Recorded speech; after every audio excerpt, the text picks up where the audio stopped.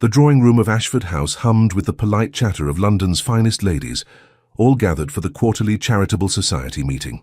Crystal chandeliers cast a warm glow over silk gowns and elaborate coiffures, while servants glided between clusters of women bearing silver trays laden with tea and delicate pastries. Lady Eugenie Weatherstone had positioned herself in what she considered the most advantageous spot in the entire room, a small settee near the window, partially obscured by an enormous potted fern. From here, she could observe the proceedings without being drawn into tedious conversations about the latest bonnet styles or which gentleman had danced with whom at last week's ball.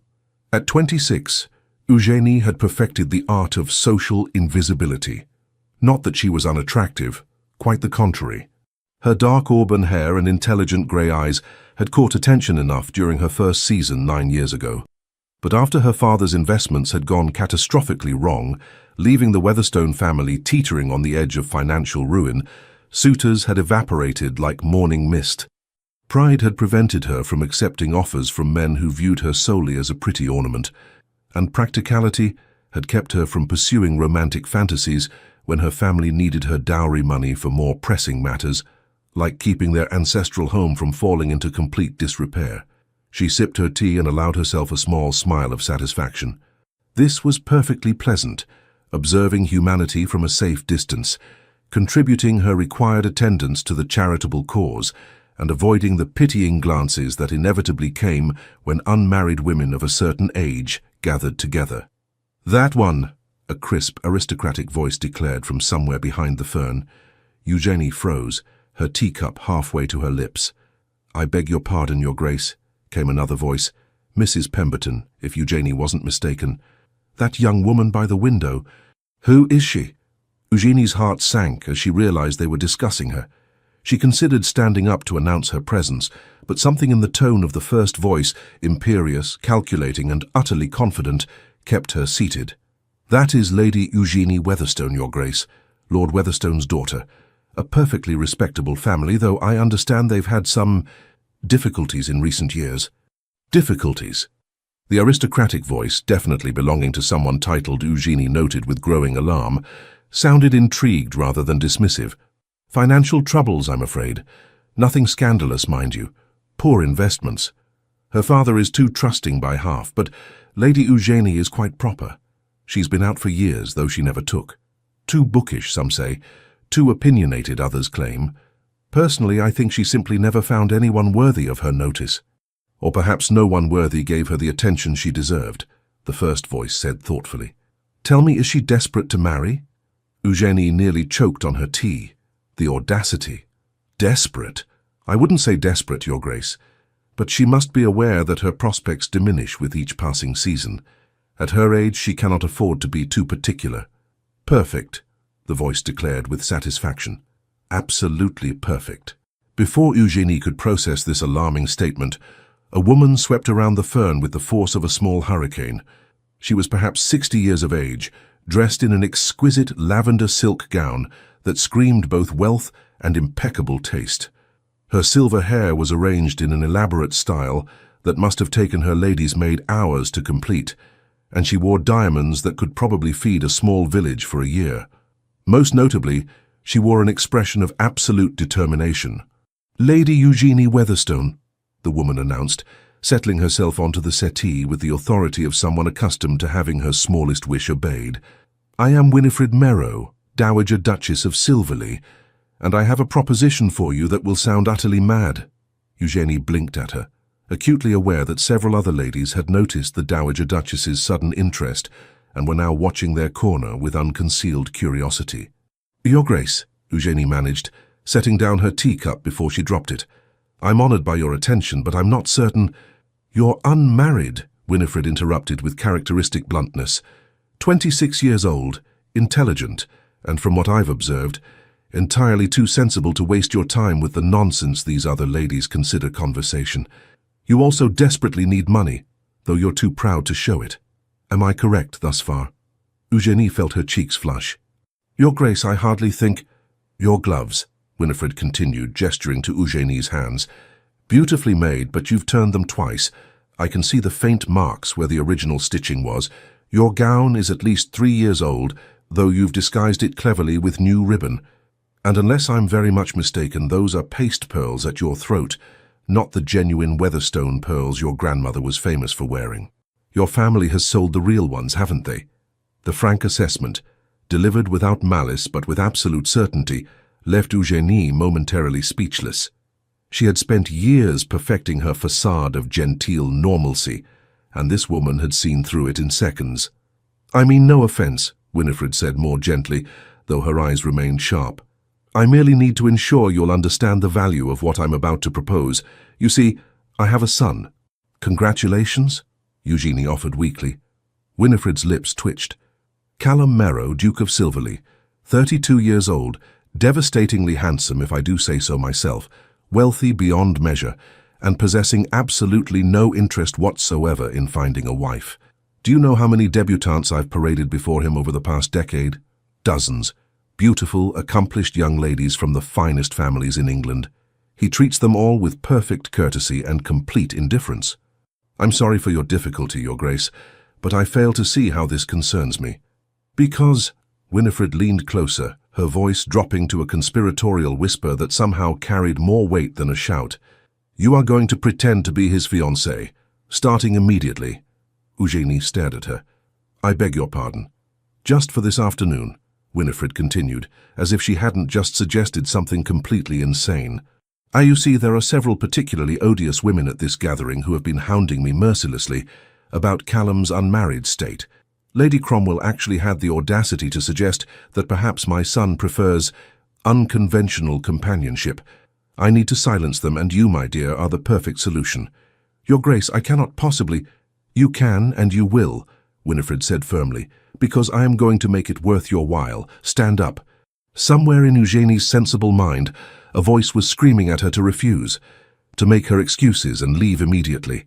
But another part of her, the part that had spent years watching her father's worry lines deepen, that had seen her mother quietly sell family heirlooms piece by piece, that had lain awake at night, calculating how many more months they could maintain appearances before the creditors came calling, that part of her stood up. "Excellent." Winifred rose as well, linking her arm through Eugénie's with proprietary satisfaction. "Now smile as if I've just shared delightful news. That's right, and for heaven's sake, try to look like a woman in love." "I don't even know your son." "Minor detail. Now hold your head high. You're about to become the most talked-about woman in London." Before Eugénie could protest further, Winifred had steered her into the centre of the drawing room, where the gathered ladies turned to observe them with varying degrees of interest. "Ladies," Winifred announced in a voice that carried effortlessly across the room, bringing all conversation to an immediate halt, "I have the most wonderful news. May I present my son's fiancée, Lady Eugénie Weatherstone. The wedding will be in 3 months' time at St. George's. We're keeping it small, only 500 guests or so." The room erupted. Women surged forward with congratulations and questions, their voices blending into an incomprehensible cacophony. Eugénie felt herself being pulled into embraces by people she barely knew, heard herself murmuring responses that she couldn't quite process, and caught glimpses of faces ranging from delighted to devastatingly envious. Through it all, Winifred remained at her side, a small smile of triumph playing about her lips. "Your Grace," Eugénie hissed under her breath during a brief lull in the onslaught, "this is madness. When your son discovers what you've done—" "Oh, Callum will be furious," Winifred agreed cheerfully. "Absolutely apoplectic. It will be magnificent. He's been far too complacent lately. This will do him good." "Do him good? You've just announced to all of London society that we're engaged." "Indeed I have. And now you have a choice, my dear. You can publicly humiliate both yourself and me by denying it in front of all these witnesses, ensuring that neither of our reputations ever recovers. Or," Winifred's voice took on a steely quality, "you can play along for the remainder of this afternoon, and tomorrow morning you and I will have a proper discussion about compensating you for your trouble." "Compensating me?" Eugénie's mind raced. "You mean—" "I mean that I am prepared to be exceedingly generous to the woman who helps me solve my problem. Your family's financial difficulties could become a thing of the past, Lady Eugénie. All you need do is pretend to be in love with my son for one afternoon. Surely that's not too high a price." Eugénie looked at the faces surrounding her, women she'd known for years, but who had never particularly noticed her before. They were looking at her now, though, looking at her with interest, with envy, with the kind of attention that came from being associated with one of the most eligible men in England.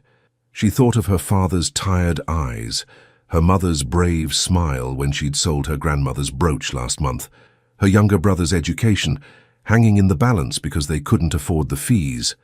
"What do I need to know about him?" she heard herself ask.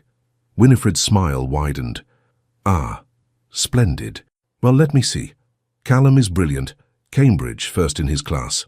He manages our estates with impressive competence and takes his duties in the House of Lords seriously, unlike most of his peers. He's an excellent horseman, a fair shot, and he detests dancing despite being quite good at it." "That's not what I meant," Eugenie said. "I meant, what will convince people we're actually engaged? What are his habits, his preferences? Does he have a sense of humor?" Winifred looked at her with something approaching respect. "Very practical. Yes, he has a quite wonderful sense of humor, though he hides it behind that ducal reserve he's perfected. He's sardonic rather than jovial, wit over warmth, if you take my meaning. He reads voraciously, particularly philosophy and political theory. He takes his coffee black, his whiskey neat, and his privacy seriously. He's loyal to those he cares about, but slow to trust. And," she added with a significant look, "he has very little patience for dishonesty or manipulation." "Then he's going to absolutely despise this," Eugenie said flatly. "Oh, undoubtedly. But by the time he discovers it, you'll have made such an impression on London society that breaking the engagement will be far more trouble than maintaining the fiction. At least for a short while." "A short while?" 3 months should suffice, long enough to satisfy the gossips and get everyone accustomed to the idea that Callum is finally settling down. After that, we can arrange a quiet dissolution of the engagement. Mutual decision, no scandal, everyone parts as friends. And the compensation you mentioned? "We'll discuss specific terms tomorrow," Winifred said, "but I assure you, it will be more than adequate to resolve your family's financial concerns. Shall we say enough to pay off your father's debts and provide a comfortable settlement besides?" Eugenie's breath caught. That kind of money would change everything. Her father could stop selling off pieces of their heritage. Her mother could hold her head high in society again. Her brother could finish his education. All she had to do was pretend to love a man she'd never met for one afternoon, and then, apparently, continue the pretense for 3 months. It was mad. Completely, utterly mad. "Very well," Eugenie said, "but tomorrow morning we discuss terms properly. And if your son wishes to end this charade immediately, I'll support whatever explanation he prefers." "Excellent," Winifred said, "though I doubt Callum will want to end it once he thinks through the implications. He's far too clever for that. Now smile. Lady Cromwell is approaching, and she's the worst gossip in London. Whatever you tell her will be repeated in every drawing room by evening." Lady Cromwell was a formidable woman in puce satin, her expression hovering between congratulation and calculation. "Lady Eugenie, my dear girl, I had no idea you even knew the Duke of Silverley. How delightfully secretive you've been." "The Duke and Lady Eugenie preferred to keep their understanding private," Winifred answered before Eugenie could speak. "Young love, you know. They wanted time to know each other without society's scrutiny." "How romantic." Lady Cromwell's eyes narrowed with interest. "And where did you meet, if I may ask?" Eugenie's mind went blank. Where would a duke and an impoverished lady even cross paths? She opened her mouth, desperately grasping for a plausible explanation. "At the British Museum," Winifred supplied smoothly. "They both have a passion for ancient Greek philosophy. Isn't that right, dear?" "Yes," Eugenie seized on the lie gratefully. We discovered we were both examining the same collection of manuscripts. We struck up a conversation about Aristotle's ethics, and—" She gestured vaguely. One thing led to another. It sounded absurd even to her own ears, but Lady Cromwell seemed to accept it. "How very intellectual. I suppose that explains why the Duke hasn't been seen courting anyone. He was too busy courting you in secret." "Precisely," Winifred said with satisfaction. The afternoon continued in much the same vein.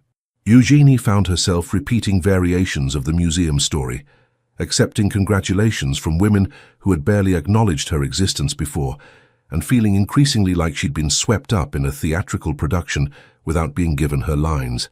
By the time the charitable society meeting concluded, her face ached from forced smiling, and her mind reeled from the sheer audacity of what she'd just done. As the ladies began to depart, Winifred squeezed her arm. "You did beautifully. My carriage will collect you tomorrow morning at 10 o'clock. We'll discuss everything properly then." "Your Grace," Eugenie said quietly, "what happens when your son finds out what we've done?" Winifred's expression turned thoughtful. "Callum has spent the last decade avoiding his responsibilities where marriage is concerned. Perhaps this will remind him that a duke has duties beyond managing estates and attending Parliament. Sometimes, my dear, we must be forced into recognizing what we truly need. And what if what he truly needs isn't me? Then we'll have 3 months to discover that, won't we?" Winifred patted her hand. "But I have a feeling you're going to surprise us both.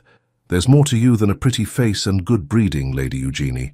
I saw it the moment you started asking practical questions instead of swooning over the honor of becoming a duchess. Callum needs someone with intelligence and spine, not another simpering debutante. You might be exactly what he requires." With that cryptic statement, the Dowager Duchess swept away, leaving Eugenie standing in the emptying drawing room, wondering what on earth she had just agreed to. She was supposed to pretend to be the Duke of Silverley's fiancé, a man she had never met, a man who, according to his mother, despised dishonesty and manipulation. This was, without question, the most ridiculous situation she had ever found herself in. And yet, as she made her way home in the Weatherstones' shabby carriage, another reminder of their reduced circumstances, Eugenie couldn't quite suppress a flutter of something that might have been anticipation. For the first time in years, something interesting was happening to her, something unexpected and absurd and potentially disastrous, but also possibly something that could save her family. She arrived home to find her mother in the drawing room, mending curtains that should have been replaced 2 years ago. "Eugenie, darling, how was the charitable society meeting?" Eugenie looked at her mother, still beautiful despite the lines of worry around her eyes, still maintaining the graceful dignity that had made her one of the most admired women of her generation, still pretending that everything was perfectly fine, even as their world crumbled piece by piece. "Actually, Mother," Eugenie said slowly, "something rather extraordinary happened. I appear to have gotten engaged." Her mother's needle stopped mid-stitch. "You what?" "To the Duke of Silverley. His mother announced it to the entire charitable society. The wedding is to be in 3 months at St. George's." There was a long, profound silence. Then her mother set down her mending with great care. "Eugenie Charlotte Weatherstone, sit down and explain yourself this instant." As Eugenie recounted the afternoon's events, she watched her mother's expression cycle through disbelief, horror, and finally, cautious calculation. "Let me understand this correctly," her mother said when Eugenie had finished. "The Dowager Duchess of Silverley has promised to compensate you, us, for participating in a false engagement to her son." "Yes." "An engagement that will last 3 months and then be quietly dissolved." "That's what she proposed." "And you believe she'll actually pay what she's promised?" "The Dowager Duchess didn't become one of the most influential women in London by breaking her word, Mother. If anything, her reputation for keeping promises is fearsome." Her mother was quiet for a long moment. "Do you know what this could mean for us if she keeps her word?" "I know. Your father could hold his head up again. We could repair the roof. Edward could finish his education properly." "I know, Mother." Another silence fell between them, heavy with unspoken implications. "You'll have to meet him eventually," her mother said finally. "The Duke. He'll undoubtedly have thoughts about his mother announcing his engagement without his knowledge or consent." Eugenie felt her stomach twist with apprehension. "Yes, I imagine he will." "Is the Dowager Duchess certain he won't simply denounce the engagement immediately? She seems to think he'll be practical about it once he considers the implications. A public scandal would harm his reputation as much as ours." "Perhaps." Her mother picked up her mending again, though her hands trembled slightly. "This is dangerous, Eugenie. If it goes wrong, we'll be no worse off than we are now," Eugenie said firmly. "And if it goes right, we might actually have a future that doesn't involve selling grandmother's things piece by piece." Her mother's eyes filled with tears. "I never wanted this for you. Any of this. I know." Eugenie crossed to her mother's chair and knelt beside it.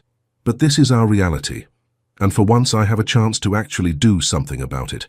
I'm not going to let pride or fear stop me." Her mother touched her cheek gently. "You're so much braver than I ever was." "I learned from the best," Eugenie said softly. "You've been brave every day, keeping this family together."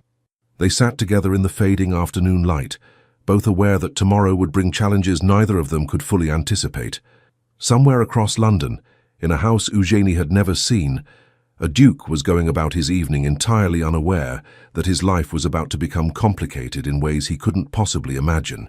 The Duke of Silverley's London residence was a masterpiece of Georgian architecture, all elegant proportions and understated magnificence.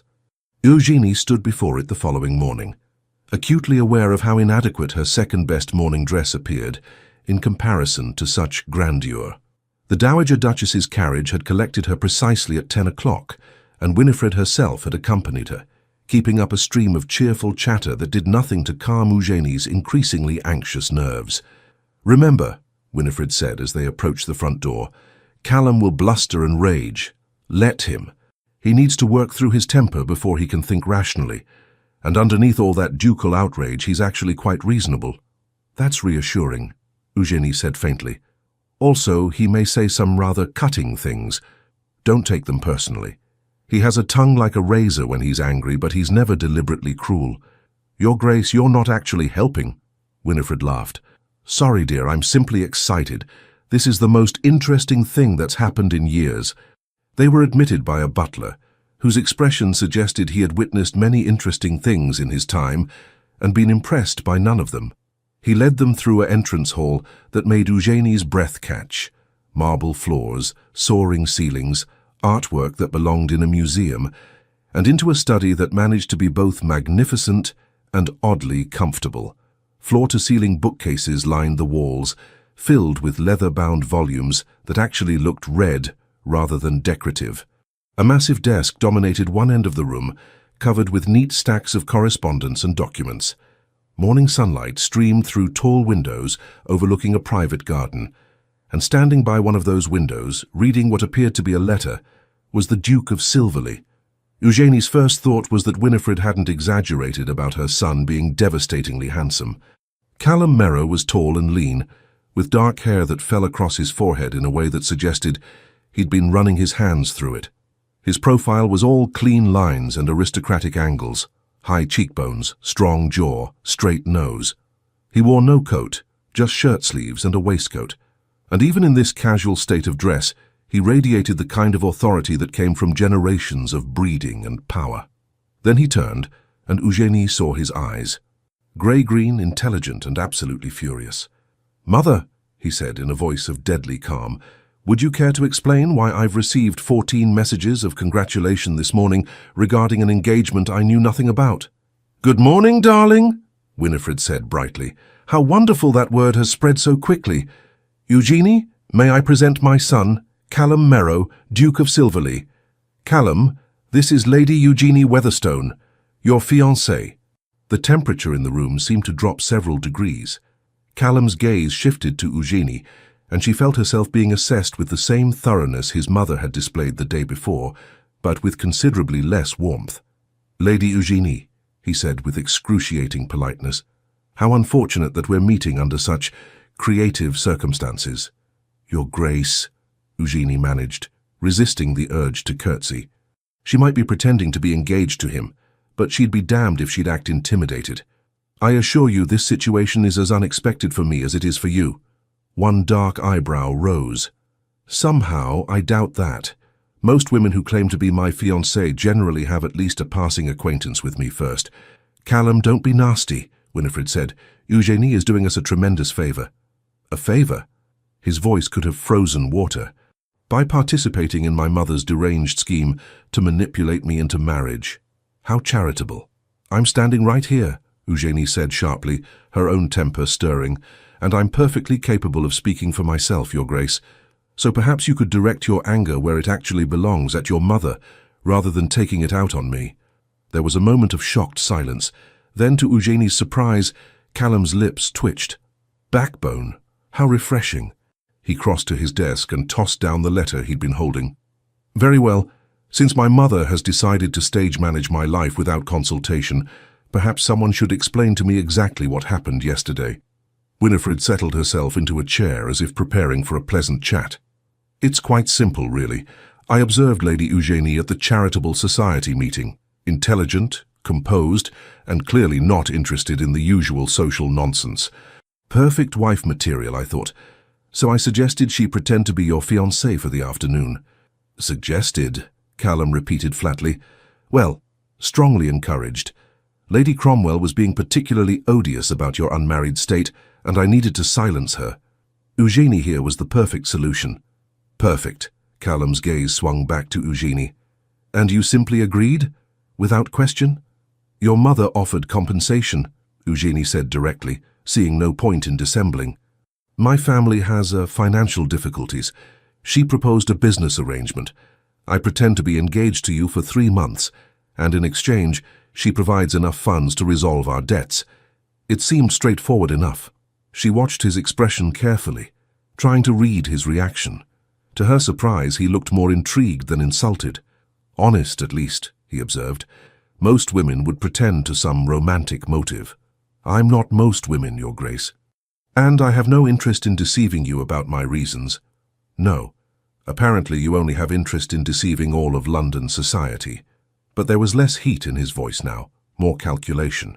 That was your mother's idea, Eugenie pointed out. I was simply drinking tea and minding my own business when she dragooned me into this scheme. And yet you didn't refuse. No, Eugenie admitted. I didn't. Because my family needs help, and I'm not too proud to accept it when it's offered, even if it comes with strings attached. Callum studied her for a long moment. Then he turned to his mother. 3 months?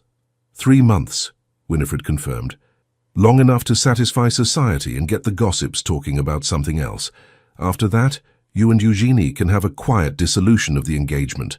No scandal, no drama. Except that I'll be known as the man who broke an engagement with a respectable young woman, Callum pointed out. That won't exactly enhance my reputation. We'll say it was mutual, Winifred said. Discovered you didn't suit. Happens all the time. And in the meantime, I'm expected to play the devoted fiancé. It would be helpful, his mother agreed serenely. Callum was quiet for a moment, his expression unreadable. Then he moved to pour himself a glass of whiskey from the decanter on his desk. It's 10 o'clock in the morning, Winifred observed. Yes, and I've just discovered I'm engaged to a complete stranger. I believe that warrants morning drinking. He downed half the glass, then looked at Eugenie again. Tell me, Lady Eugenie, are you aware of what being engaged to a duke actually entails? The social obligations, the scrutiny, the endless parade of tedious events you'll be expected to attend at my side? I imagine it's considerably more pleasant than watching my family's home fall apart around us, Eugenie said evenly. Something flickered in his eyes, surprise perhaps or reluctant respect. You're remarkably pragmatic about this. I find pragmatism useful in difficult situations. And this is a difficult situation. Extraordinarily so, Eugenie agreed, but not insurmountable. Your mother is right about one thing. If you denounce the engagement now, it creates a scandal that harms both of us. Better to maintain the fiction for a short time and then end things quietly. 3 months isn't so very long. Callum finished his whiskey and set down the glass with precise care. Very well. I'll agree to this absurd charade on 2 conditions. Which are? Winifred asked. First, we establish clear terms. Lady Eugenie will receive her compensation in stages. 1/3 now to demonstrate good faith, 1/3 at the halfway point, and the final third when the engagement ends amicably. That ensures cooperation from all parties. Agreed, Winifred said promptly. And the second condition? Callum looked directly at Eugenie. You move into this house immediately. What? Eugenie and Winifred spoke simultaneously. If we're going to convince London society that this engagement is real, we need to be seen together, frequently. That means dinners, events, morning rides in the park, all the tedious courtship rituals people expect. It will be far easier if you're living under my roof, with my mother as chaperone, of course. Callum, that's highly irregular, Winifred protested. So is arranging a fake engagement without my knowledge, he countered. Besides, plenty of engaged couples live in the same household with appropriate chaperonage. It will actually make our story more convincing. He had a point, Eugenie realized with dismay, and she could see the calculation in his eyes. This was a test. He expected her to refuse, to balk at such an unconventional arrangement. "All right," she said. Both Merrows turned to stare at her. "All right," Callum repeated. "If it makes the arrangement more practical, I see no reason to object. As long as the living situation is properly chaperoned, and as long as you understand that this is purely a business arrangement." "Purely business," Callum agreed, but something in his expression suggested he found her compliance surprising. "Then we have an accord. Mother, I trust you can make the financial arrangements Lady Eugenie and I have discussed?" "Of course." Winifred looked between them, clearly pleased with how this was unfolding. "I'll have the first payment delivered to Lord Weatherstone this afternoon." "Excellent. Lady Eugenie, how soon can you relocate your belongings?" Tomorrow?" Eugenie's mind was reeling. Everything was moving so fast. "Tomorrow it is." Callum moved back to his desk, already dismissing them. "Mother, please show Lady Eugenie to whatever rooms you think appropriate, and someone should probably notify the staff that we're about to have another resident." "Wait," Eugenie said. "That's it? We're just doing this?" Callum looked up, and for the first time she saw a hint of humor in his eyes. "Did you expect more discussion? You've accepted my terms. I've accepted yours. The arrangement is settled, unless you're developing cold feet." "No," Eugenie said quickly. "I simply thought that I'd rage and threaten and throw you out." His smile was sardonic. "I considered it, but as you pointed out, the damage is already done. My mother has ensured that half of London believes we're engaged. Fighting it would only create more problems, so we might as well make the best of this farce." He returned his attention to the papers on his desk. "We'll have dinner together this evening, 7 o'clock. Please dress appropriately. If we're going to convince people we're madly in love, we should probably have at least one proper conversation." It was clearly a dismissal. Eugenie followed Winifred out of the study, her mind churning with everything that had just transpired.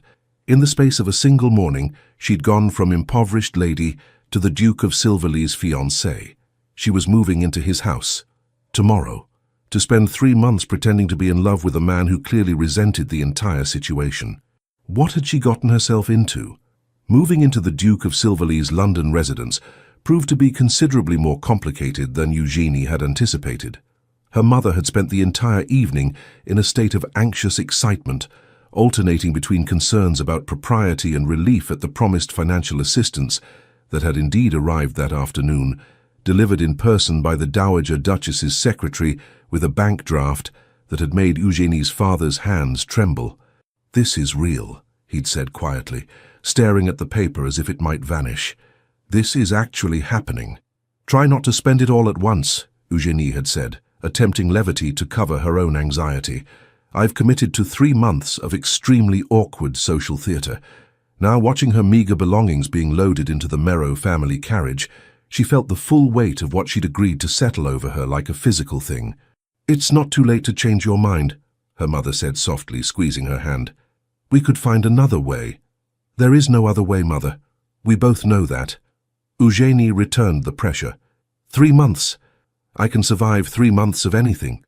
The Duke's residence was even more imposing by daylight. Eugenie was greeted at the door by Mrs. Thornbury, the housekeeper, a formidable woman in her 50s who radiated competent efficiency and barely concealed skepticism about this entire arrangement. "His Grace has instructed that you be given the Rose Suite," Mrs. Thornbury said, as she led Eugenie through marble corridors. "It's traditionally reserved for family members. The Dowager Duchess will be staying in the adjoining rooms." "How convenient," Eugenie murmured. "Indeed." Mrs. Thornbury's tone suggested she had opinions about this entire situation, but was too professional to voice them. "His Grace takes his breakfast in the morning room at 8 o'clock precisely. Luncheon is informal. Most days he's out managing estate business. Dinner is at 7, formal dress required." They reached a set of double doors that Mrs. Thornbury opened with a flourish. The Rose Suite took Eugenie's breath away. The sitting room was decorated in shades of cream and rose, with elegant furniture that looked both beautiful and comfortable. Through another door, she could see a bedroom with a 4-poster bed draped in silk hangings. It was easily 3 times the size of her bedroom at home. "His Grace's private apartments are in the East Wing," Mrs. Thornbury continued. "He values his privacy greatly." The library is on the ground floor. You're welcome to use it, though His Grace requests that volumes be returned to their proper places. The music room is on the second floor, should you play. And please inform me if you require anything for your comfort. After Mrs. Thornbury departed, Eugénie stood in the center of her new sitting room and tried not to feel overwhelmed. This was temporary, she reminded herself. 3 months of play acting, then back to her real life, hopefully with enough money to ensure that life would be considerably more comfortable. A knock at the door interrupted her thoughts. She opened it to find Winifred, looking delighted. "Settling in?" the Dowager Duchess asked, sweeping past her without waiting for invitation. "Excellent. Now, we need to discuss strategy." Strategy for convincing society that you and Callum are genuinely in love. It won't be easy. My son has never shown interest in anyone before. People will be scrutinizing every interaction. Eugénie sank into one of the chairs. "Wonderful. More pressure. Don't be dramatic, dear. I have complete faith in your abilities." Winifred settled across from her. "Now there's a dinner party at Lady Hathaway's tomorrow evening. Excellent opportunity to be seen together in public. Callum will need to be attentive, holding your chair, fetching refreshments, that sort of thing. And you'll need to look at him as if he's utterly fascinating. That might be challenging, given that he looks at me as if I'm a particularly irritating inconvenience." "Oh, he's simply sulking. He'll come around." Winifred waved a dismissive hand. "Beneath that ducal frost, Callum is actually quite capable of charm.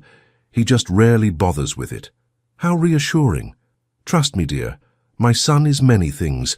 Stubborn, proud, occasionally insufferably arrogant, but he's not stupid. He knows this arrangement benefits him as much as you. Once he stops being annoyed about being outmaneuvered, he'll commit properly to the performance." Eugénie hoped she was right.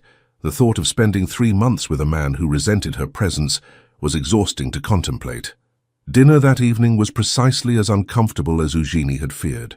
She'd chosen her best evening gown, emerald silk that had been beautiful 4 years ago and was merely presentable now, and arrived in the formal dining room at exactly 7 o'clock. Callum was already there, dressed impeccably in black evening clothes that made him look like something from a Renaissance painting. Devastatingly handsome and completely unapproachable. He rose when she entered, which was proper, but the gesture felt mechanical rather than courteous. "Lady Eugénie. Punctual. I appreciate that in a person. I try not to waste other people's time," she replied, taking the seat the footman held for her, "even when I'm being forced into their company through maternal scheming." His lips twitched. "At least we agree on something." The first course was served, a delicate soup that Eugénie barely tasted. The silence stretched between them, broken only by the quiet clink of silver on china. Finally, Callum spoke. "We should probably establish some ground rules. Beyond moving in with you and pretending to be madly in love. Beyond those, yes." He set down his spoon with precise care. "First, I expect discretion. Whatever happens, or doesn't happen, within these walls stays private. No gossiping with friends, no confiding in family beyond what's necessary." "Agreed." "Second, we'll need to coordinate our schedules. I have obligations that can't be avoided. Parliamentary sessions, estate business, social events that I've already committed to. You'll need to accompany me to at least some of them." "I expected that." "Third," he paused, studying her, "we should probably make an effort to actually know each other. People in love generally have conversations." "What a revolutionary concept," Eugénie said dryly. "Engaged couples talking to each other. Don't be sarcastic. Then don't state the obvious." They glared at each other across the table. Then, unexpectedly, Callum laughed, a genuine sound of amusement that transformed his face entirely. "You're not what I expected," he admitted. "What did you expect? Someone more compliant? Simpering, perhaps? Most women confronted by a duke's displeasure would be apologizing profusely by now. I'm not most women, and I didn't actually do anything wrong. Your mother did. If you want apologies, direct them appropriately." "Fair point." He leaned back in his chair, regarding her with new interest. "Tell me about yourself, Lady Eugénie, beyond the financial difficulties that brought you into this mess." It was the first time he'd asked her anything personal. Eugénie considered how much to reveal. "I'm 26 years old. I had one season 9 years ago that was moderately successful until my father's investments collapsed. I enjoy reading, philosophy mostly, and history. I'm reasonably competent at watercolors, though I have no particular talent. I speak French adequately and Italian poorly. I'm better at mathematics than is considered appropriate for a lady, and I strongly dislike gossip, which has made me rather unpopular in society circles. Philosophy? Callum's interest sharpened. My mother said something about that. What do you read? Currently working through Locke's essays. Before that, Hume. I find epistemology fascinating, the question of what we can truly know versus what we merely believe. Most ladies I've met consider philosophy tedious. Most gentlemen I've met consider ladies tedious, so perhaps we're even. He laughed again, clearly surprised by her response. Touché. And the mathematics. My father taught me when I was young, before he realized it wasn't proper. I've kept studying on my own. There's something satisfying about problems with definite solutions, unlike most of life. Can't argue with that. Callum reached for his wine glass. All right, my turn. I'm 32. Cambridge, as my mother mentioned. I take my seat in the House of Lords seriously. Currently involved in reform discussions about poor laws and factory working conditions. I collect first edition philosophy texts, which probably makes me tedious. I fence regularly because I enjoy the discipline. And I despise dancing despite being adequately skilled. Why do you hate dancing?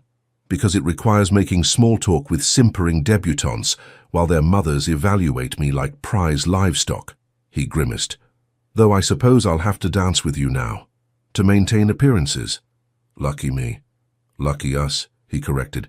We're both stuck in this ridiculous situation. The main course arrived, roasted duck with vegetables, and they ate in more comfortable silence. Eugenie found herself relaxing slightly. Callum Merrow might be arrogant and clearly resentful of this engagement, but he was also intelligent and surprisingly honest. There were worse qualities in a temporary fiancé. Lady Hathaway's dinner party tomorrow, Callum said after a while. Are you prepared for that? It will be your first proper appearance as my fiancé. As prepared as one can be for public deception. You'll need to stay close to me. Answer questions about our courtship consistently. Stick to the British Museum story my mother invented. And for heaven's sake, try to look at me occasionally as if I'm not completely insufferable. That might require considerable acting skill. I have complete faith in your abilities, he said, echoing his mother's earlier words with obvious sarcasm. Likewise, Your Grace, I'm sure you can manage to look besotted for a few hours. I'm a duke. I can manage anything when necessary. What a humble attitude. I prefer confident. They finished the meal with increasingly comfortable banter, and Eugenie realized with some surprise that she was actually enjoying herself. Callum Merrow was sharp-witted and had a bone-dry sense of humor that appealed to her. When he wasn't being coldly formal, he was actually rather likable. Dangerous thought, that. This was a business arrangement, nothing more. She couldn't afford to forget that.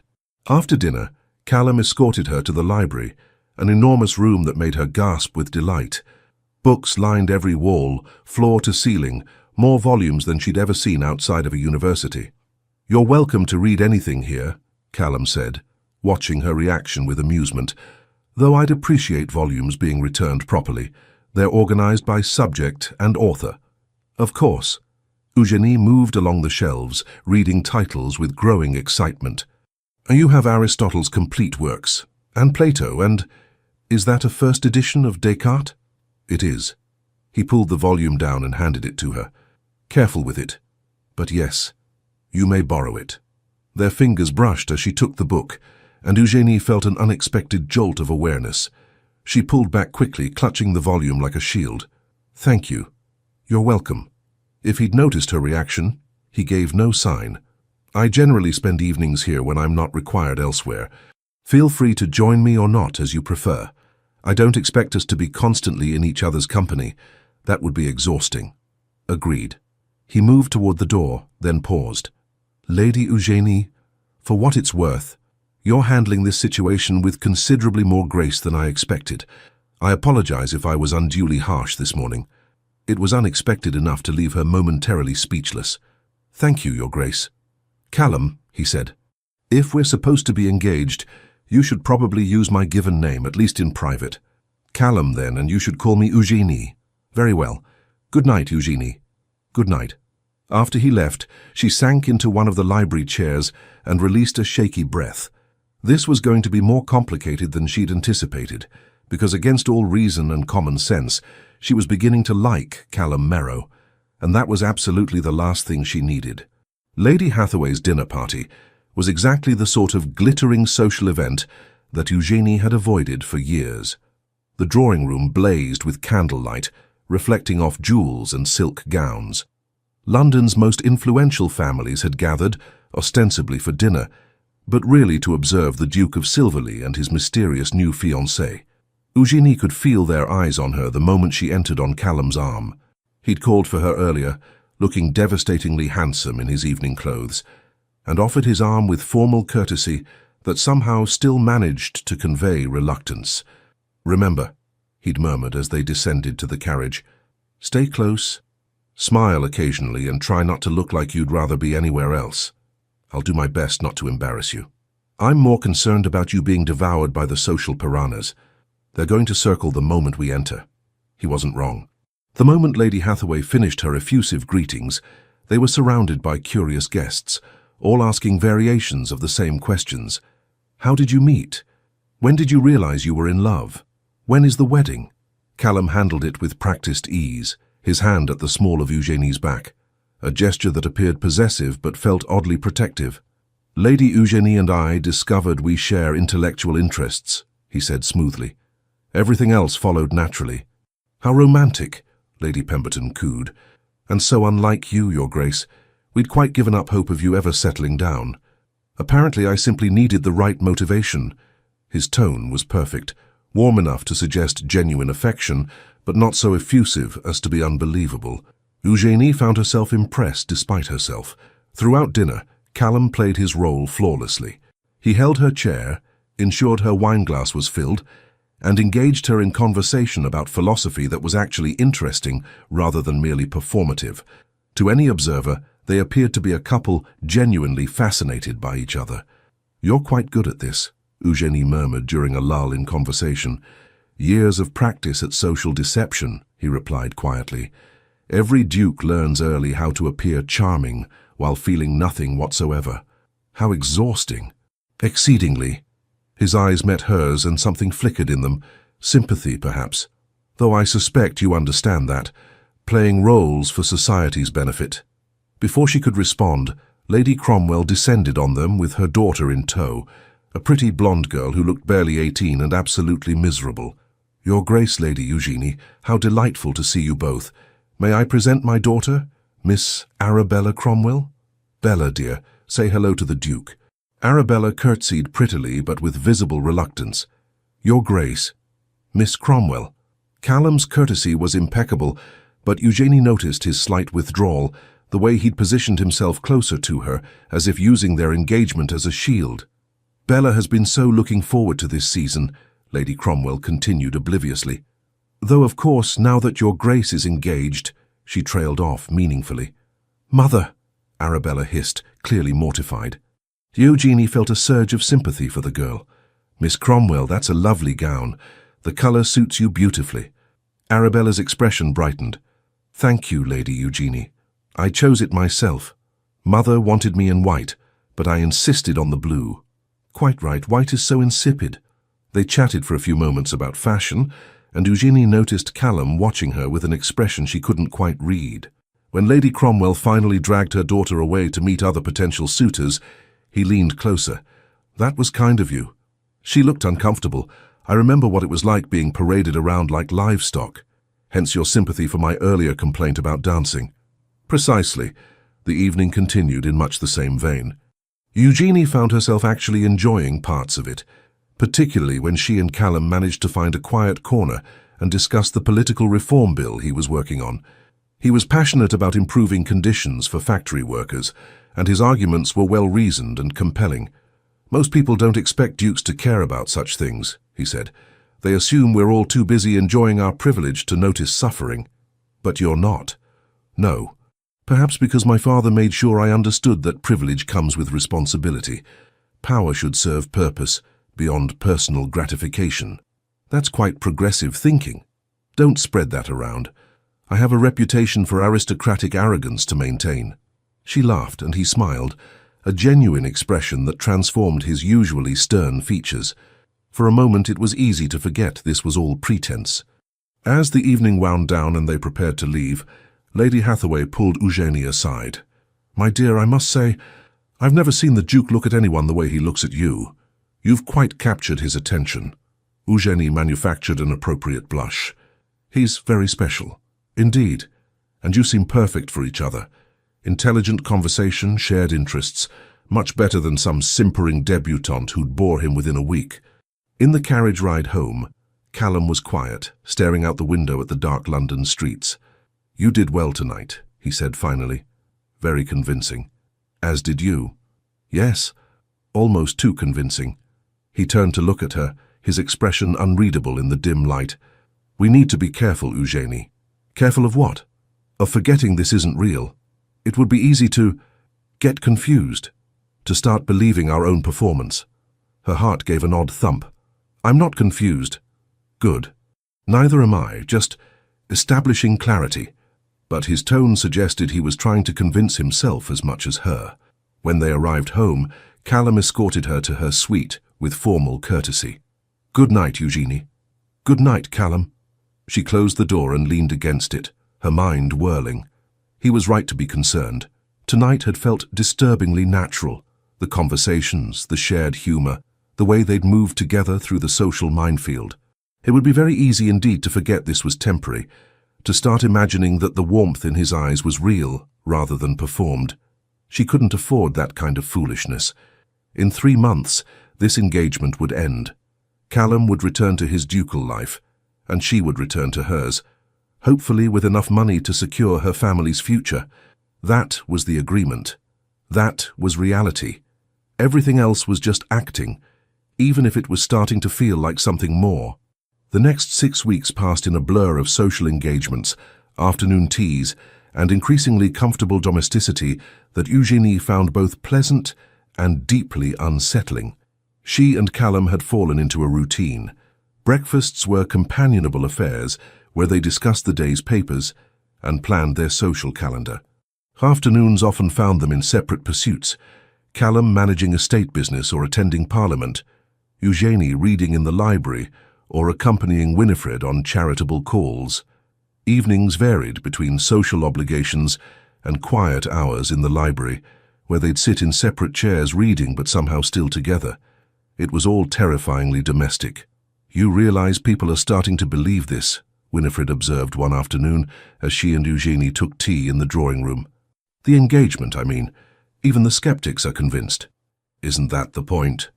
Eugenie poured tea with practiced grace, still marveling at the quality of the china, Sèvres porcelain that probably cost more than her family's annual income. "Yes, but—" Winifred studied her with those sharp eyes. "How are you finding the arrangement? Honestly." "It's fine." "Fine. What a passionate endorsement." Eugenie set down the teapot with more force than necessary. "What do you want me to say, Your Grace? That I'm enjoying playing house with your son? That I've forgotten this is temporary?" "Have you forgotten?" "No." But even as she said it, Eugenie felt the lie of it. Because somewhere in the last 6 weeks, something had shifted. It had started small. Callum remembering she preferred her tea with lemon rather than milk. Him pulling down books he thought she'd enjoy without being asked. The way he'd positioned himself between her and an obnoxiously persistent Lord Ashford at Lady Morrison's ball, his hand at her waist possessive and protective. Then there were the conversations. Long, meandering discussions about everything from philosophy to politics, to whether the new gas lighting being installed throughout London was progress or madness. He listened to her opinions as if they mattered, challenged her thinking without dismissing her, and seemed genuinely interested in her perspective. She'd caught herself watching him when he wasn't looking, the way he ran his hand through his hair when frustrated with a particular passage in a book, the rare smile that transformed his stern features, the competent grace with which he moved through both ballrooms and his own study. And then there was last week, when he'd found her crying in the library. She'd received a letter from her father, enthusiastic and hopeful for the first time in years, talking about repairs to the estate and her brother's excellent progress at school. The relief of it, combined with the guilty knowledge that this was all built on deception, had overwhelmed her. Callum had walked in, taken one look at her tear-stained face, and without a word, pulled her into his arms.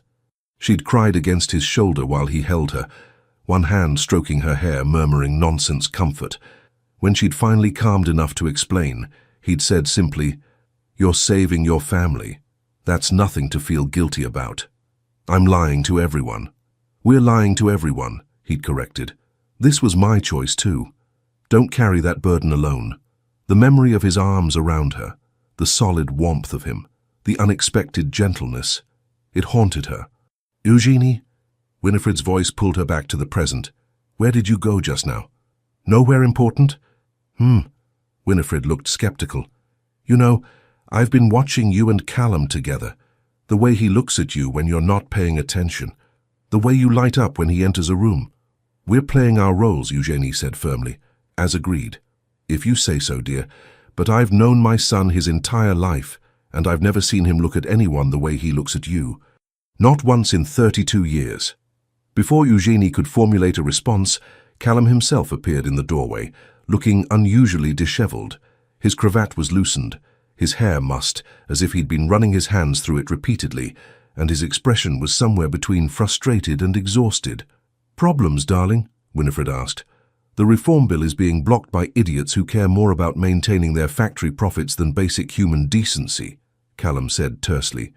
"I've spent 4 hours in debate with men who think 10-year-olds working 14-hour days is perfectly acceptable."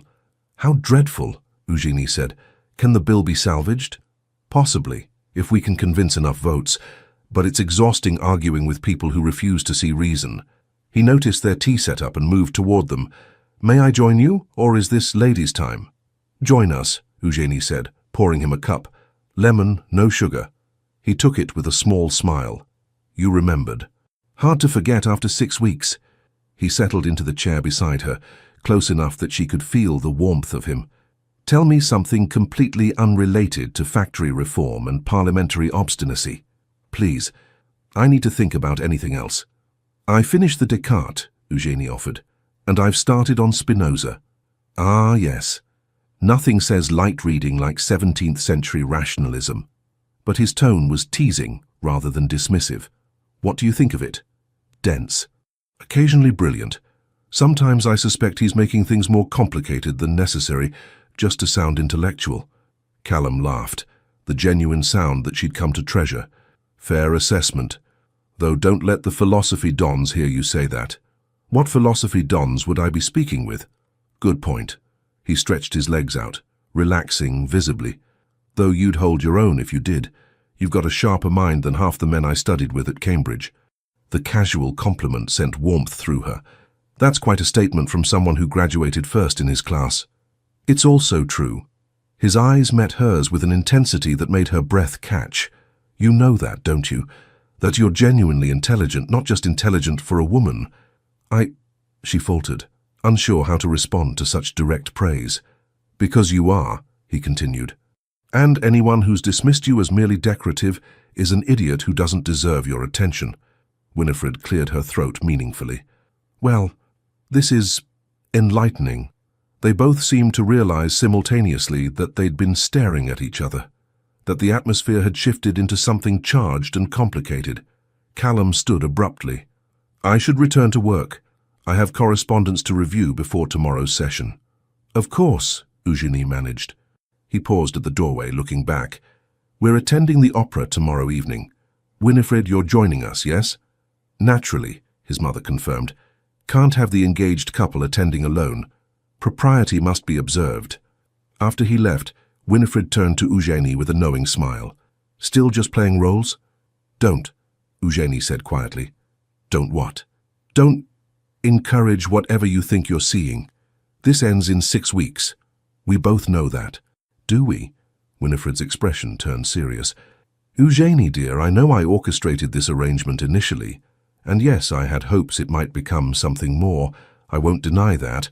But I've watched you two together, and what I'm seeing isn't acting. Not anymore." "It has to be," Eugenie insisted, "because if it's not—" She broke off, unable to complete the thought. "If it's not, then what? You might actually be happy. Heaven forbid. I'm not his equal, Eugénie said bluntly. I'm an impoverished lady from a family on the edge of ruin. He's a duke. In the real world, outside this temporary fiction, we don't belong together. The real world, Winifred repeated thoughtfully. What an interesting phrase. As if the past 6 weeks haven't been real. As if the conversations, the laughter, the genuine connection you've built, none of that counts because it started with a lie.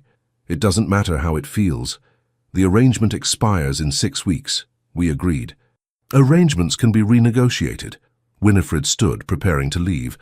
All I'm saying is don't dismiss the possibility of something genuine simply because it began unconventionally.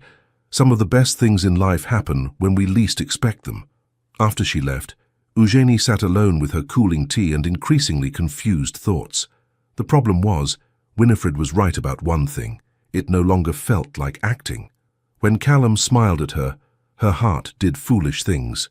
When he touched her hand or stood close enough that she could smell his cologne, her pulse raced. When they talked late into the evening about philosophy or politics or nothing in particular, she felt more alive than she had in years.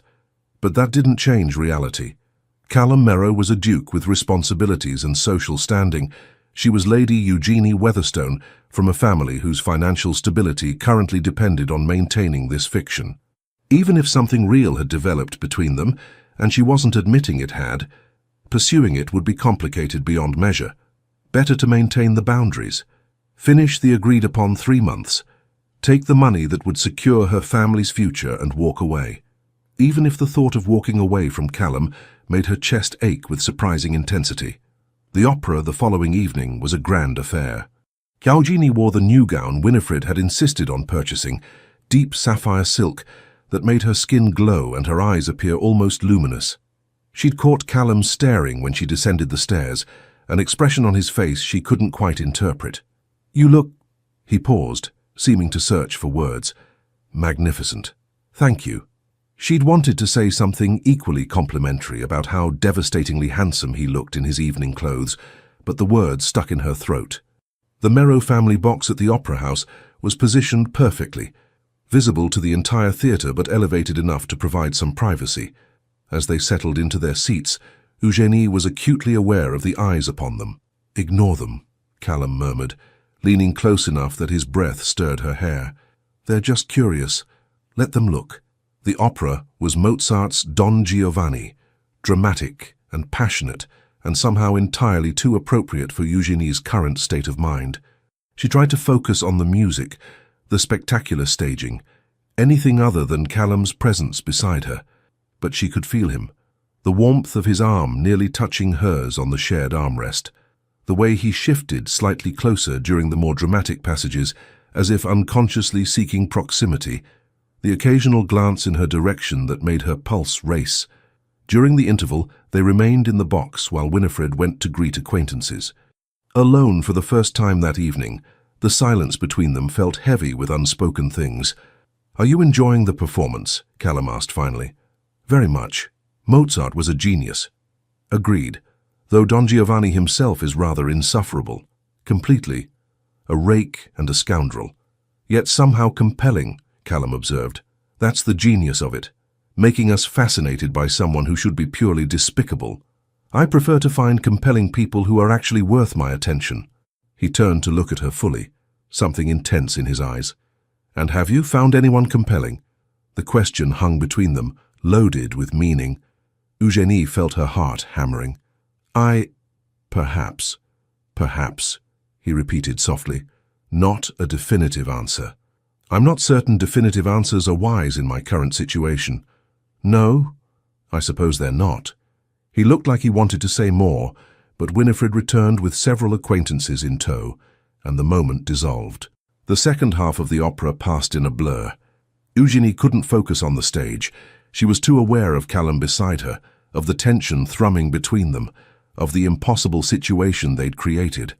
In the carriage ride home, Winifred maintained a steady stream of chatter about who had been at the opera and what they'd been wearing, but Eugénie barely heard her. She stared out the window at the London streets passing by, trying to sort through her tangled emotions. When they arrived home, Callum walked her to her suite as had become their custom. But tonight he didn't simply wish her good night and leave. Instead, he stood in her doorway, looking conflicted. "Eugenie, I need to—" He trailed off, running a hand through his hair in that familiar gesture of frustration. "Need to what?" "I need to be honest with you about something. This situation, this arrangement, it's become complicated," she finished for him. "Yes." He looked relieved that she understood. "Significantly complicated, because somewhere in the last 6 weeks I've stopped pretending." Her breath caught. "Callum." "No, let me finish." He stepped closer, his voice low and urgent. "I know this started as a farce, a business arrangement to solve our respective problems, but it's not that anymore, not for me. And I don't think it is for you either." "It doesn't matter what it is," Eugenie said, even as her heart raced. "We made an agreement. 3 months, then we part ways. Agreements can be changed." "To what?" "You're a duke. I'm an impoverished lady whose family's survival depends on your mother's generosity. There's no version of this that doesn't end in complication and heartbreak." "Unless we make it real," he said quietly. The words hung in the air between them, impossibly tempting. "You don't mean that," Eugenie managed. "You're caught up in the fiction we've created." "I'm caught up in you," Callum corrected. "Your intelligence, your humor, your resilience, the way you challenge me and make me think, the way you see through social nonsense to what actually matters, the way you—" He broke off, seeming to struggle for words. "The way I what?" He stepped closer still until they were barely a foot apart. "The way you make me want things I've never wanted before. Partnership, companionship, someone who actually understands me rather than just tolerating me for my title." Eugenie felt tears prickling behind her eyes. "You can't say these things." "Why not? They're true." "Because they make everything harder, because in 6 weeks this ends. We agreed, Callum. We had a plan. Then let's change the plan." His hand came up to cup her cheek, thumb brushing away a tear she hadn't realized had fallen. "Let's make this real. Marry me. Not as part of an arrangement, but because we choose it. Because what we've found together is worth keeping." It was everything she wanted and couldn't allow herself to have. "I can't," she whispered. "Don't you see? I came into this for money, to save my family. If I say yes now, I'll never know, and neither will you, whether it's real or just desperation and proximity and pretending for so long that we've confused ourselves." "I'm not confused." "But I am." She pulled away from his touch, wrapping her arms around herself. "I don't know what's real anymore, Callum. I don't know if I've actually fallen in love with you or if I've just convinced myself I have, because it makes the charade easier to maintain. And you don't know either. Not really." He looked stricken. "Eugenie, we need to stick to the plan," she said firmly, even as her heart broke. 6 more weeks, then we end the engagement as agreed. If what you're feeling is real, it will still be real after 3 months of separation. And if it's not, if we've just been caught up in playing house, then we'll have saved ourselves from making a terrible mistake. And if you're wrong, if I know right now, with absolute certainty, that I want you in my life permanently, then you'll still want me in 6 weeks, she said quietly. But we need that time, Callum. We need space away from this intensity. To be certain. He looked at her for a long moment, a dozen emotions flickering across his face. Finally, he nodded. 6 weeks. Then we'll revisit this conversation. Thank you. He turned to leave, then paused. For what it's worth, Eugenie, I've never been more certain of anything, but I'll give you the time you need. After he left, Eugenie closed the door and slid down to sit on the floor, her elaborate gown pooling around her. She buried her face in her hands and let herself cry, for what she wanted, for what she was afraid to take, for the impossible situation they'd created, because Callum was right. Somewhere in the last 6 weeks she had stopped pretending too. She'd fallen in love with him, with his intelligence and his unexpected kindness, with his passion for making the world better and his dry humor, with the way he looked at her as if she was the most fascinating person he'd ever met. But loving him didn't make the complications disappear. It didn't change the fact that their relationship was built on deception, that her family's financial security still depended on maintaining this fiction. 6 more weeks. Then they would see if what they'd built could survive in the real world, outside the protective bubble of their arrangement. It was going to be the longest 6 weeks of her life. The remaining weeks of the engagement crawled by with agonizing slowness. Eugenie and Callum maintained their public facade, attending balls, dinners, and social events with perfect courtesy. To the outside world, they appeared the ideal engaged couple. In private, things were infinitely more complicated. They still shared breakfasts and occasional evenings in the library, but now every interaction was weighted with unspoken tension. Callum never again mentioned making the engagement real, but his eyes said everything his words didn't, and Eugenie found herself aching with the need to close the distance between them, to give in to what she wanted, but she held firm to her decision. They needed time apart to be certain. With only 3 days remaining before their agreed-upon separation, Winifred summoned Eugenie to the drawing room with unusual urgency. "We have a problem," the Dowager Duchess announced without preamble. Eugenie's stomach dropped. "What kind of problem?" "Lady Cromwell has been investigating. She's gotten it into her head that this engagement is fraudulent." "What? How?" "She's been questioning servants, checking records, generally being a nosy nuisance. And she's discovered something rather damning." Winifred paused significantly. "There's no record of Callum ever visiting the British Museum during the time period we claimed you met." Eugenie felt the blood drain from her face. "Can she prove anything?" "Not definitively, but she's spreading rumors, suggesting the engagement was arranged for financial reasons, that you're a fortune hunter who trapped Callum into this sham." "That's not—" Eugenie broke off, realizing it was partially true. She had entered this arrangement for money, even if her motivations were more complex than Lady Cromwell could imagine. "I know it's not the full truth," Winifred said gently, "but perception matters in our world. If these rumors gain traction, it could damage both your reputations significantly. Then we'll end the engagement early, as planned. Issue a statement about discovering we don't suit. That will only confirm suspicions that something was wrong from the beginning." Winifred studied her carefully. "There is another option, which is, make it real. Marry Callum, not in 3 months, but now, this week, before Lady Cromwell's poisonous rumors can spread further." Eugenie's heart hammered. "You can't be serious." "I'm entirely serious. Think about it, my dear. The best way to silence gossip about a fraudulent engagement is to actually get married. It becomes impossible to claim deception when you're legally bound. But Callum knows about Lady Cromwell's investigation. I told him this morning, and he agrees that an immediate marriage is the most practical solution." "Practical?" Eugenie repeated hollowly. "How romantic. Romance is lovely, but survival is more important." Winifred's tone turned sharp. "You've spent 6 weeks building something genuine with my son, whether you want to admit it or not. Don't let pride and fear destroy that because the timing isn't perfect." Before Eugenie could respond, Callum himself entered the drawing room. He looked tired, she noticed, shadows under his eyes suggesting he'd slept poorly. "I assume Mother has explained the situation," he said without preamble. "She has." "And what do you think?" His voice was carefully neutral, giving nothing away. Eugenie looked between them, Winifred with her calculating determination, Callum with his guarded expression. This was madness, complete and utter madness. "I think," she said slowly, "that I need to speak with Callum, alone." Winifred took the hint, sweeping out with a knowing smile. Once they were alone, Callum moved to the window, staring out at the garden. "You don't have to do this." "Do what?" "Marry me to salvage the situation. I won't force you into anything, Eugenie. If you want to end this now, face the scandal, I'll support whatever you decide. And your reputation? Will survive. I'm a duke. I have certain privileges when it comes to weathering gossip." He turned to face her. "But yours might not recover. An impoverished lady accused of trapping a duke into a false engagement. Society won't be kind. I'm aware. So the question is—" He moved closer, his expression intense. "What do you want? Not what's practical or sensible. What do you actually want?"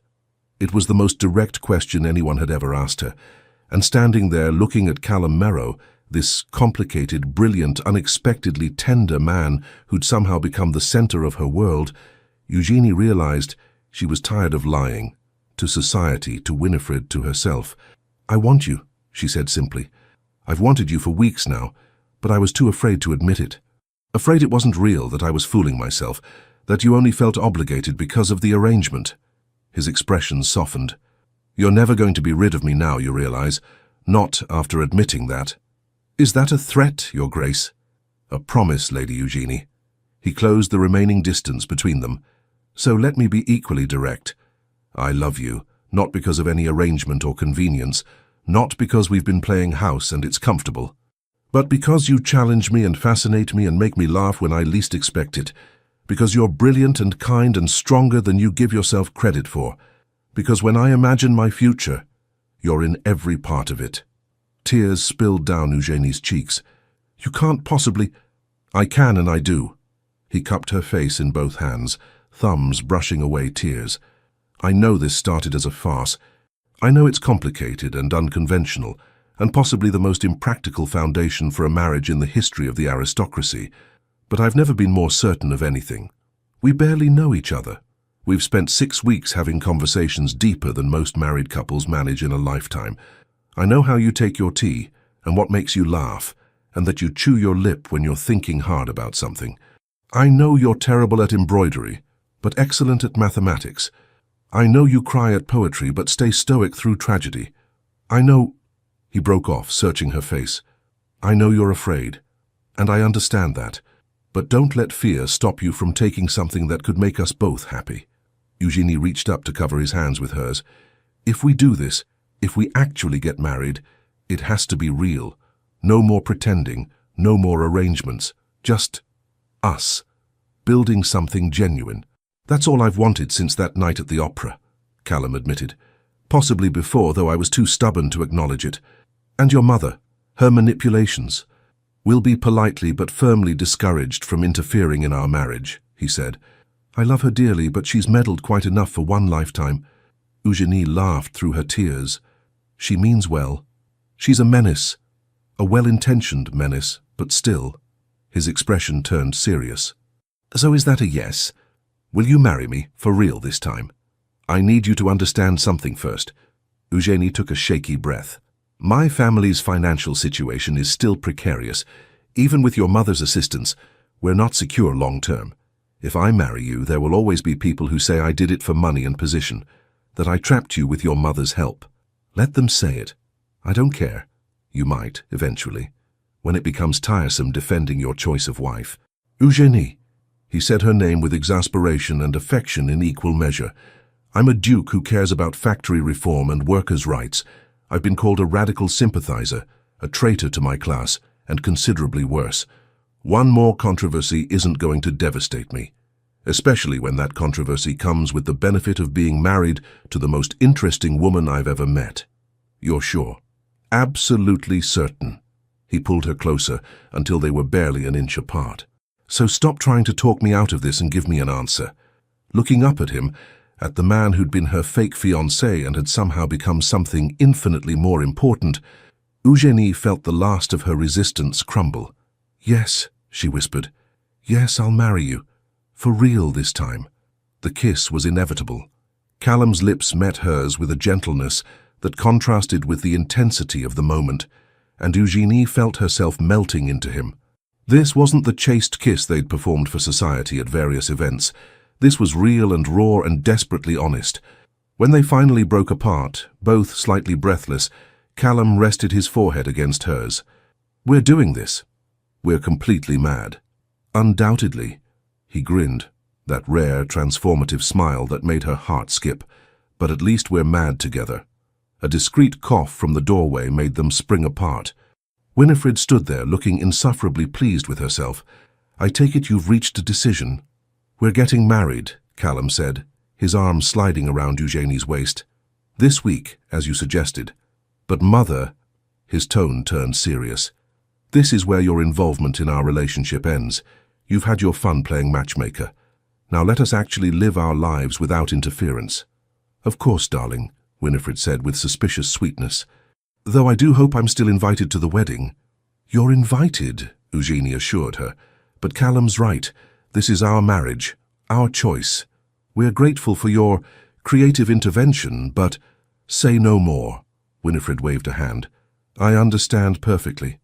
I'll simply enjoy my grandchildren when they arrive and resist all urges to meddle further." Grandchildren, Callum muttered. We're not even married yet. Details, darling. Now, shall we discuss wedding arrangements? 3 days isn't much time. The wedding took place on a crisp autumn morning at St. George's Church, with considerably fewer than 500 guests. They'd kept it intimate, immediate family, a handful of close friends, and notably absent were Lady Cromwell and her poisonous gossip. Eugenie wore a cream silk gown that Winifred had commissioned, simple but elegant.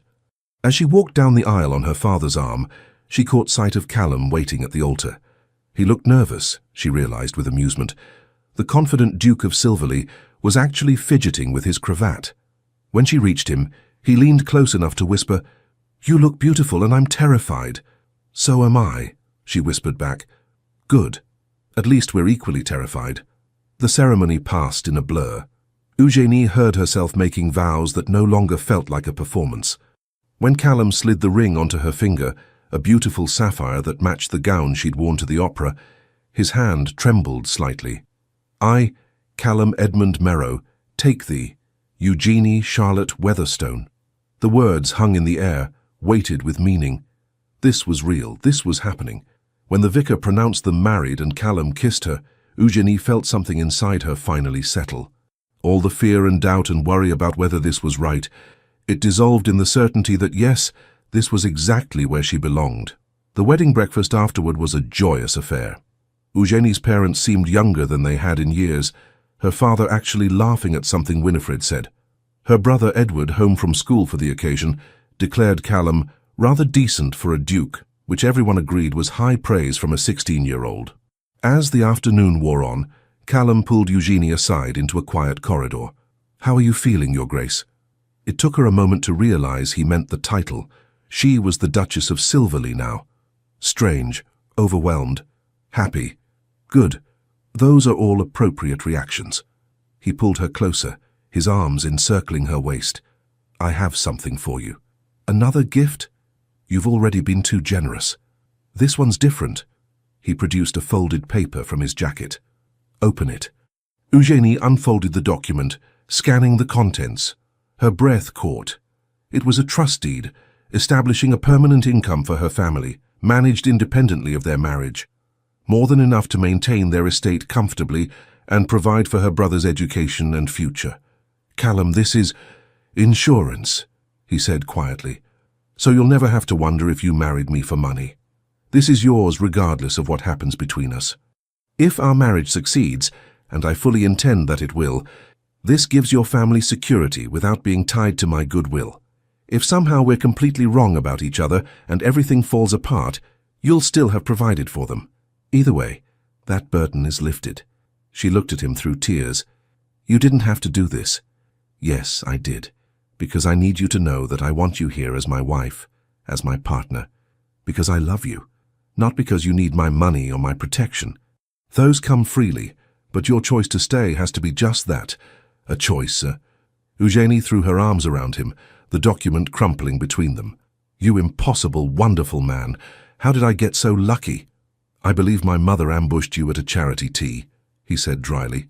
"But I like to think fate played a role too." They stood there in the corridor, holding each other, until someone called that the carriages were ready to take them home. To their home, Eugenie realized. Not his house where she was a temporary guest, but their shared residence. The thought was both thrilling and terrifying. That night, after the guests had departed and the house had quieted, Eugenie stood in her new bedroom, the Duchess's suite adjoining Callum's rooms, trying to process everything that had happened. A soft knock at the connecting door made her turn. "Come in." Callum entered, having changed out of his formal wedding clothes into a dressing gown. He looked younger somehow, less like a duke and more like just Callum. "I wanted to make sure you're all right," he said. "This has been a rather overwhelming day." "I'm fine. Better than fine." She moved to where he stood. "Though I keep expecting to wake up and discover this is all an elaborate dream. If it is, we're sharing it, which seems improbable." He reached out to tuck a strand of hair behind her ear, his touch gentle. "We don't have to, that is, I don't expect—" He broke off, clearly struggling. "Are you trying to tell me we don't have to consummate the marriage tonight?" Eugenie asked with amusement. "Yes, exactly that. We can take our time, get more comfortable with each other. There's no rush." She considered him for a moment. This man who'd shown her kindness when he could have been cruel, who'd respected her intelligence and valued her opinions, who'd just given her family financial security to prove his love was genuine. "What if I don't want to wait?" she asked softly. His eyes darkened. "Eugenie, we've been pretending for months, Callum, maintaining careful distance even when we wanted more. I'm tired of pretending, tired of being careful." She moved closer until they were nearly touching. "We're married now, actually married. I don't want our wedding night to be another exercise in restraint." "Are you certain?" His voice had gone rough. "Because once we cross this line—" "I'm certain." She reached up to cup his face, drawing him down to her. "I love you. I choose this. I choose you. No more doubts." The kiss that followed was nothing like their previous careful pecks for society. This was hungry and desperate, and absolutely honest. Callum's arms came around her, pulling her close as if he'd never let go. "I love you," he murmured against her lips. "God, Eugenie, I love you so much." She pulled back just enough to smile at him. "Then perhaps you should show me." What followed was tender and sometimes awkward. They were both nervous, despite everything, but also profoundly right. Every touch felt like a discovery, every kiss a promise. When Callum finally made her his wife in truth as well as law, Eugenie felt as if something fundamental had shifted in the universe. Afterwards, lying tangled together in the massive bed, Callum traced patterns on her bare shoulder. "So," he said eventually, "shall we discuss how we're going to navigate married life? Establish some ground rules? Ground rules for marriage? How romantic? I prefer practical." But he was smiling. "Though I suppose rule one should be honesty. We started this with lies. Let's make sure we continue with truth." "Agreed, what else?" "We face society together. Whatever gossip Lady Cromwell spreads, whatever complications arise from our unconventional beginning, we present a united front." "Of course. And," he hesitated, "we try, genuinely try to make this work. Not because of arrangements or obligations, but because we've chosen each other. Callum," she turned to face him fully, "I meant my vows today. I'm not going anywhere. You're stuck with me for the rest of your life." "Stuck with you," he repeated with satisfaction. "I can live with that." They fell asleep wrapped around each other, and for the first time in months, Eugenie felt completely at peace. 5 years later, the nursery at Silverley Manor was in absolute chaos. Eugenie stood in the doorway, watching her husband attempt to wrangle their 3-year-old son, Thomas, while simultaneously preventing their 1-year-old daughter, Catherine, from eating the building blocks. "No, Thomas, we don't throw toys at Papa's head, even if it's tempting," Callum was saying with admirable patience. "And Catherine, darling, blocks are for building, not dining. We've discussed this." Catherine responded by shoving another block toward her mouth with determination. "Need assistance?" Eugenie asked with amusement. Callum looked up, his hair completely disheveled and his cravat nowhere to be seen. "Your children are menaces. They're only my children when they're misbehaving. When they're good, they're yours." "They're never good," Callum said, but his tone was fond. He scooped up Catherine before she could succeed in eating the block. "Though I suppose they are rather wonderful menaces." Thomas chose that moment to launch himself at Eugenie, who caught him with practiced ease. "Mama, Papa says we can go to the village if we promise to behave." "Did he now?" "I'm already regretting it," Callum admitted, "but they've been cooped up inside all week due to rain. They need to run wild somewhere that isn't my study." "Your study that they're banned from after the Great Ink incident?" "We don't speak of the Great Ink incident." Eugenie laughed, pressing a kiss to Thomas's dark hair, so like his father's. "All right, village it is, but actual good behavior, Thomas, not your interpretation of good behavior." An hour later, they were walking through the village, Catherine perched on Callum's shoulders, and Thomas running ahead under strict instructions to stay where they could see him. "You know," Eugenie said, linking her arm through Callum's free one, "sometimes I still can't believe this is our life. Having you regrets about marrying me to escape scandal?" "Not even slightly, though that seems like it happened to different people now." "It did, in a way." Callum smiled at her. "We're not the same people we were 5 years ago." He was right, Eugenie reflected. She'd gained confidence, taken on charitable work focused on education for working-class children, and even published a philosophical treatise under a pseudonym that had been rather well received. Callum had successfully championed his factory reforms, served on several parliamentary committees, and generally proved that dukes could care about more than hunting and gambling. And together, they'd built something real, a marriage based on genuine affection and respect, despite its ridiculous beginning. "Mama, Mama, look!" Thomas was pointing at a posting board in the village square. "What does it say?" Eugenie moved closer to read the announcement. Her eyes widened. "It says Lady Cromwell has been requested to leave the county by the local magistrate." "Truly?" Callum looked delighted. "Whatever for?" "Apparently she's been spreading malicious gossip about too many families, and someone finally had enough." Eugenie couldn't suppress a smile. "The woman who tried to destroy our reputation has herself been destroyed by her own poisonous tongue. Karma is real," Callum observed with satisfaction, "though I can't say I'm surprised." She made enemies of everyone. They continued their walk, the children happily chasing each other around the village green, while Eugenie and Callum watched from a nearby bench. "Do you ever miss it?" Callum asked suddenly. "Your old life before all this?" Eugenie considered the question seriously. Did she miss being Lady Eugenie Weatherstone, impoverished and invisible? The quiet loneliness of being overlooked by society? "Not even a little," she said honestly. "I have everything I never knew I wanted. Purpose, partnership, a family, you." "Good," he pulled her closer, "because I'm rather attached to keeping you around." "Rather attached? What passionate language, Your Grace. Would you prefer if I wrote you poetry? Serenaded you publicly?" "God, no, I prefer you exactly as you are. Pragmatic, occasionally insufferable, and mine." He kissed her temple. "Yours. Always yours." Thomas chose that moment to tumble spectacularly, scraping his knee and immediately wailing. Eugenie hurried over while Callum dealt with Catherine, who decided this was an excellent time to try climbing a tree.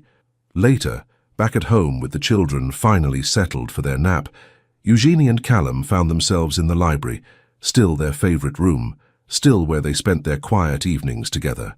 "We should visit your parents this weekend," Callum said, reviewing correspondence. "Your father wants to show me something about the new drainage system." "He's so proud of that drainage system," Eugenie said with affection. Since the financial stability Callum had provided, her father had thrown himself into improving the estate. He's become quite the expert on agricultural management. "Good, he seems happy." "He is. They both are." She looked at Callum over the top of her book. "Thank you for that." "For what?" "For giving my family security. For never making them feel like they're charity cases. For treating them with respect even when it would have been easy to be condescending." "Their family," Callum said simply. "Your family is my family. Besides, your father's actually fascinating to talk to, once he's not worried about money constantly." Eugenie set down her book and moved to sit beside him. "Have I mentioned lately that I love you?" "Not in the last hour. I was beginning to worry." She swatted his arm but couldn't suppress her smile. "I love you.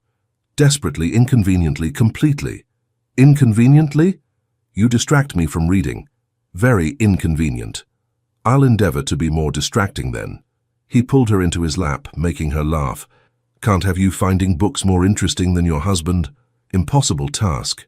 You're unfortunately fascinating." "Unfortunately. It would be easier if you were boring. Then I could ignore you and get more reading done." "My apologies for being so compelling," he said, clearly not sorry at all. They sat together in comfortable silence, Callum absently running his fingers through her hair while he read over her shoulder. "Do you know what I was thinking earlier?" Eugenie said eventually. "When we were in the village with the children." "What?" "That I'm glad your mother ambushed me at that tea. Glad she concocted that absurd scheme. Because without it, we never would have found each other." Callum was quiet for a moment. "I've thought that too. It's strange, isn't it?